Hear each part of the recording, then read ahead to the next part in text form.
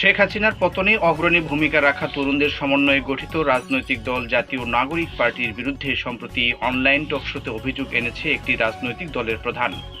সেখানে তিনি দাবি করেছেন এনসিপি পর্দার অন্তরালে বিএনপির সঙ্গে সিট ভাগাভাগি করছে। শনিবার সামাজিক যোগাযোগ মাধ্যম ফেসবুকে এ বিষয়ে দলের অবস্থান তুলে ধরেছেন এনসিপির দক্ষিণাঞ্চলের মুখ্য সংগঠক হাসনাত আব্দুল্লাহ। এছাড়াও এনসিপির বিরুদ্ধে নির্বাচন পেছানোর অভিযোগকে ভিত্তিহীন বলে জানিয়েছেন তিনি। সেই সঙ্গে জানিয়েছেন দল হিসেবে এনসিপির প্রধান লক্ষ্যের কথা।